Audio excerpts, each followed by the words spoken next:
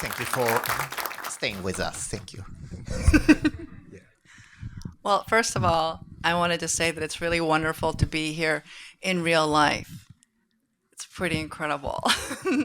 And it's an extraordinary honor to be here with Ryûsuke and with Aiko as we talk tonight about the most magnificent film that I've seen in a very, very long time.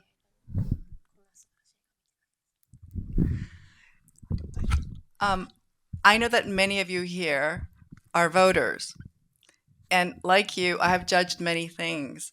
And I am asked very often what I think of things. And I want you to know that I thought very hard about coming tonight because I think this film is so extraordinary and deserves merit for many, many reasons.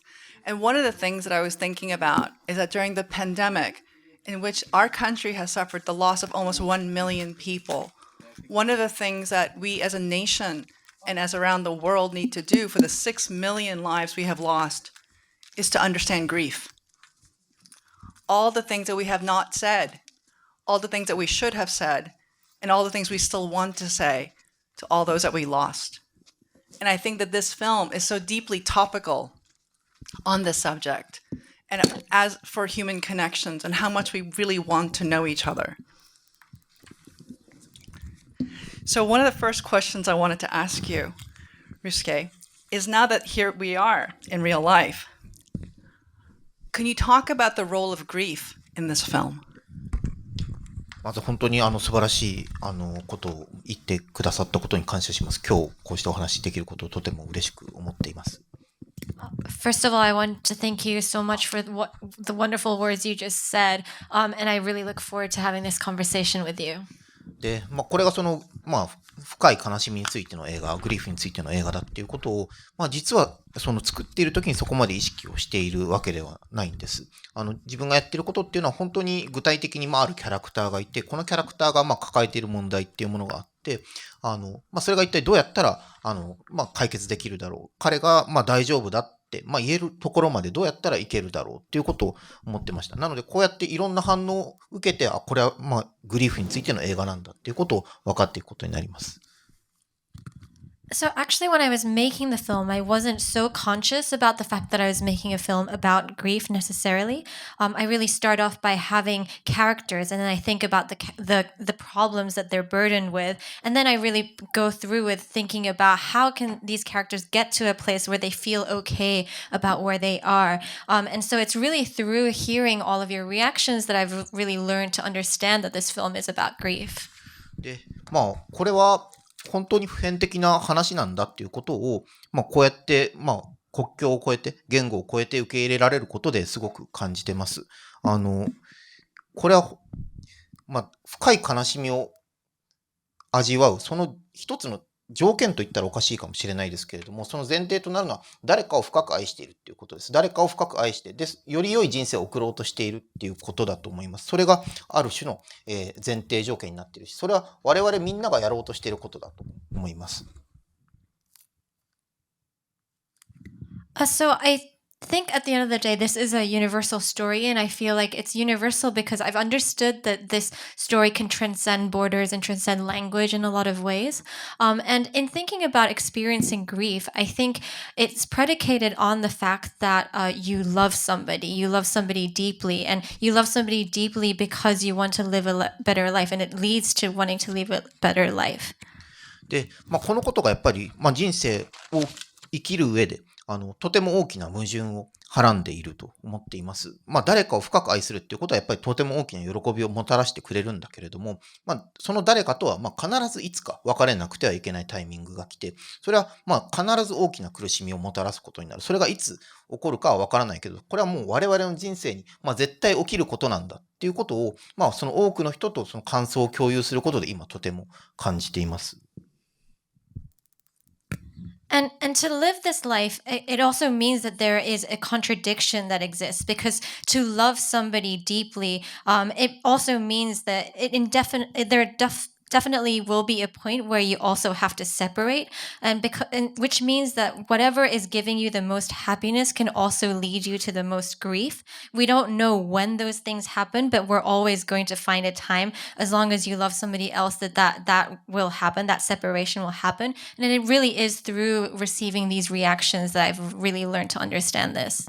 で、皆さんの反応を見ながら、初めて自分が語ってる物語が何かっていうことが分かってきたし、村上春樹さんがやってきた仕事っていうのが何かっていうことも分かった気がします。村上春樹さんの普遍性っていうのは、まさにそういう、誰の問題でもあるものを扱っていること、誰しもが必ずくぐり抜けなければいけない問題を扱っていることから生まれているものだと思っています。And really, through these reactions, I've really also learned what my story is really saying here. But I've also learned a lot about Haruki Murakami's work and the universality that exists within the themes that he deals with. He always deals with problems that everybody has, things that everybody must go through in life. I love what you said about grief. Most importantly, what you said is that grief is a result of that deep love. Yes. So can we please talk about my favorite characters? Kafuku and Misaki, the central relationship of this film, because we are talking about survivors, those who have to deal with their grief, and because they have lost their love objects. And their love objects are really interestingly, we have, of course, Oto, the name sound, right? So we have this beautiful metaphor of Oto. And she's this very magical person, a storyteller. And part of that is coming from, I believe, the short story Scheherazade, right? And then you have the other love object of Misaki, which is the mother, who is also split with the character Sachiko, which is the big discovery at the end of the film. So we have two survivors who lost magical people. And I want to say magical rather than people who are mentally ill or people who are disturbed, because they're also really dramatic. I did a little research on you. I did. And this is what you said.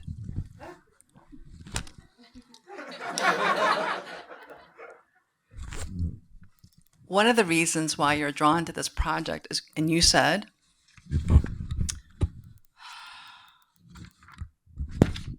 whoops. I'm being punished.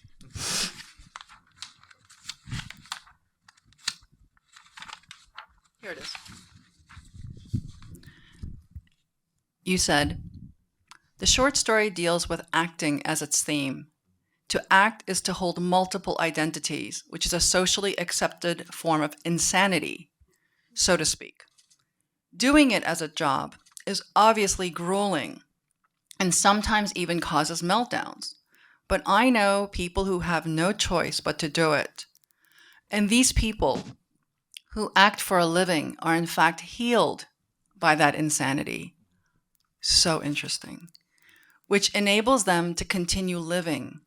This type of acting done as a way to survive is something I've been interested in for a long time. This sentence here, who act for a living are in fact healed by that insanity, which enables them to continue living. Can you talk about that? でもこれは本当にそういうことだというふうに思っています。これは演技に限らないかもしれないですけれども、表現をするっていうこと、表現をするっていうことは、今日これはインタビューを受けていて気づいたことですけれども、表現をするっていうのは結構言われなくても何かを言うっていうことなんですよね。言われなくても、聞かれなくても何かを言わずにはいられないっていうのは、何か一つの、それをその時僕は狂気って、インサニティと呼んでますけれども、何かの傷に由来している、もうすごく癒しがたい傷みたいなものに、由来しているのではないかということをまず思います。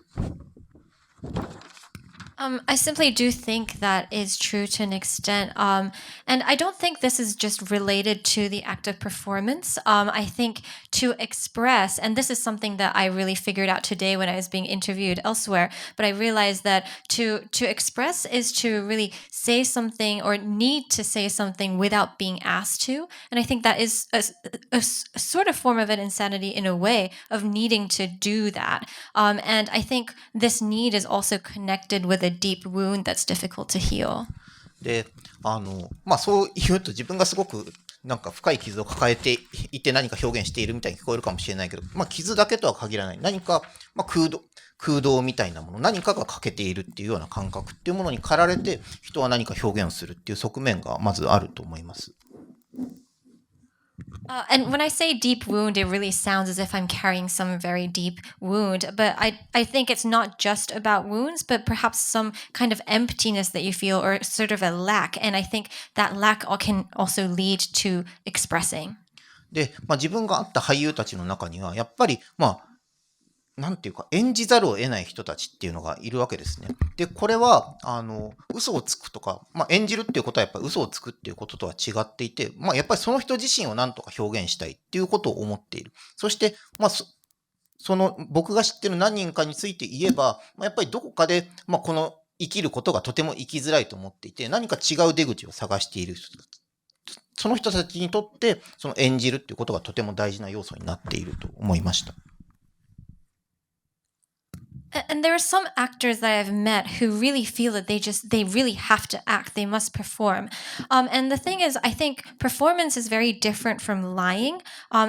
It comes from a place of wanting to express themselves. And this is something that I hear from some people. There's some of the actors that I know, I think often have something about life that they find to be difficult to live.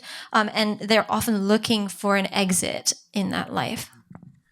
で、こういう人たちにとって、演じるっていうことは本当に必要不可欠なことで、生きるためにやらざるを得ないこと。で、こういう人たちの演技を捉えるときに、やっぱりとても不思議なことが起きる。で、不思議なことっていうのは何かっていうと、一方でとてもシンプルなことでもあって、それがその人自身ではないっていうことを分かっているにもかかわらず、それが本当としか思えないっていうことを感じることが、とても多いっていうことです。そこにやっぱりある演じることの神秘みたいなものがあって、もう明らかに偽物だということを分かっているのにそれが真実としか、思えなくなる。で、そういうものをカメラで捉えて記録して、見せられたときに、すごく人生が変わるような体験をする。その世界の見方が変わるような体験をするっていうことは、自分も観客としてまずそれを知っていると思いました。And for some of these people, I think performance becomes a necessity in their life. They really need to perform. And when that happens, I think very strange things begin to happen because even though they realize that it's not themselves, there's something about them that believes that even that something fake is actually true. And I think that's part of the mystery of performance, of being able to, even though we know that it's not true, we can still believe that it's in fact true. And when the camera is able to capture that, I think it's able to show something that can make you see the world differently. And that's an experience I've had as an audience member of film.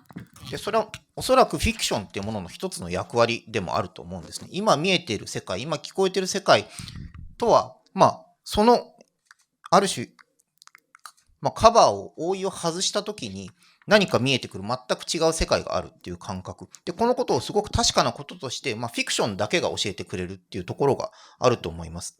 この世界っていうのは見えてる通りのものじゃないし、聞こえてる通りのものじゃないし、もう一つの、可能性っていうものがあるっていうことを、フィクションは我々に教えてくれる気がしている。で、それをやるのは、俳優たちにとってはとても危険なことなんだけれども、それをやらずにはいられない。なので、自分が監督としてやってることっていうのは、その人たちができるだけ自分自身を明らかにすることができるように、手助けをする。その環境を作るっていうことを、自分はしていると思います。And I think this is related to the role of fiction. I think fiction has the ability to show the world in different ways as we usually see or hear them. I think there's a sense that fiction is able to sort of reveal something from under the cover, that there's a new world that only fiction can do, that the world is not exactly as we usually see and hear. And to perform in those things, I think, can be a dangerous act for the actors, but there are actors who just feel that they're very much compelled that they must do these things. And as a director, I think my job is to create an environment where the actors can feel safe to reveal themselves, something true about themselves. I love that. I love that. Because I do think that in fiction, that you have an emotional truth that is absolutely inaccessible in nonfiction. Because we have the cover that we could be completely honest. I was wondering if we can talk more about communication and expression. Because in that space of expression, I wanted to talk about the confessions that are made at the very end of the film. We have two confessions of two, I want to say murders, because these two characters really believe they've committed murder in a way. So the two deaths, I mean, there are multiple deaths actually in this work. You have the death of the child, right? We begin with the death of the child. And then we also have the murder by the actor, which happens tragically toward the very, very end. So you have these sort of bracketing deaths, which are considered less manageable. But the two deaths that are interesting are, for us at this moment, is Oto's death, which Kafuku actually believes he's responsible for. And the other death, which Misaki believes she's responsible for. So can you talk a little bit about those confessions and the guilt? これは、でも自分自身がその原作を読んでおそらく感じたことなんだというふうに思います。で、この原作を展開するにあたって、これを一つの長編の映画にするには、原作の映画短すぎるところがあったので、原作より先の結論までたどり着かなくてはいけないと思ったときに、やっぱりその特に家福が、自分がその妻の死に対して何か責任を全くなかったっていうことを考えるのはやっぱり難しいと思いました。で、原作の中にその高槻が車の中で家福を見て言うセリフがそのままあります。本当に他人の心を見たいと思ったら自分自身を深く覗き込むしかないんですと。で、この言葉を言われたら、そのあたりで原作は大体終わってるんですけれども、もっと先に行かなくてはいけない。本当にその自分自身を見なくてはいけない。そういうことが起こるはずだと思ってました。Poor Aiko. For me, it's really what I felt reading the original. It's related to what I really felt reading the original. And in knowing that I needed to adapt this story, I knew I needed to develop the story as well because the original story was a short story that wasn't enough for a feature film. And so I knew that I needed to get to a conclusion that goes beyond the original story. And in thinking that, I was thinking that I don't think it would have been possible for Kafuku to feel no responsibility towards his wife's death. And so when I was taking the original, there's a dialogue that Takatsuki has in the original that I took directly from the original, where he says in the car, in order to see others properly, you must look at yourself deeply. And the original story actually ends around there. But after being said something like that, I figured that you really have to know what then happens, what happens after that is being said. で、これは少し飛躍するかもしれませんけれども、11年前に日本で起きた、地震があり、津波があり、原発事故が、ありましたし、東日本大震災と呼ばれているものですけれども、その後に自分は、その津波の被害に遭った人たちに、インタビューをした。で、津波の被害に遭った人たち、特に肉親をなくした人たちは、何に苦しんでいるかっていうと、亡くなってしまった人の声をもう聞けないっていうことに苦しんでいる。自分に何か責任があったのではないかと、何かのレベルで思っている。もし自分が家に帰っていたらとか、もしあの人を連れ出していたらとか、そういう、もしあの時ああしていたらっていうことを、死者が決して答えてくれないがためにずっと考えてしまうということが起こります。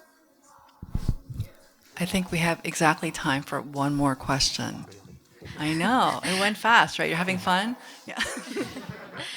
Talking about grief and death and confession. Yeah. No, I promise I'll end on a good note. So I'm going to jump a little bit in terms of what I spoke about earlier, but I think, 11 years ago, there was the Great East Japan earthquake in the Tohoku region. There was the earthquake, the tsunami, and then the nuclear incident. And with that, I made a documentary in which I went to go and interview victims of the tsunami, people who have lost people. And in talking and meeting with these people, I realized that the grief that they have is really comes from the fact that they can no longer hear the voices of the people they lost, the close people that they lost. And a part of them really start to question their own responsibility. They start to think, oh, what if I had gone home at that point? What if I had done this? What if I had done that? And really start to question whether there was something that they could do. And I think that really arises from the fact that these people who are dead can no longer speak to them and they can't hear their voices anymore. で、自分自身もやっぱりそういうことを聞いていたら、そのことについて考えざるを得ない。で、彼らはどうやって死者の声を聞けるんだろうっていうことを考えたこともあったんですけれど、本当にごくごくシンプルな答えは、聞くことはできないっていうことです。決して聞くことはできない。つまり考え続けないといけない。でも、それがきっと我々が生きるっていうことなんだろうということも思いました。その考えがおそらくこの映画には反映されているんじゃないかと思います。And in listening to these people talk, it really made me think. I had to think about the same things. And there was a point in which I start to think, oh, how can they actually start to, how will they be able to hear the voices of the death? How can I make sure that they can hear this? But the conclusion I came to is that the reality is that they could never hear those voices again. But we must always continue to think about these things. And I think that continuing to think is to live, and that's about what it means to live. I want to express my admiration for several things, but one of the most important things is how much you reveal that silence can also equal expression. That repression, even though you can say things, you can say many, many things, but if you're really repressing, you're saying nothing at all. But in silence, there's great expression.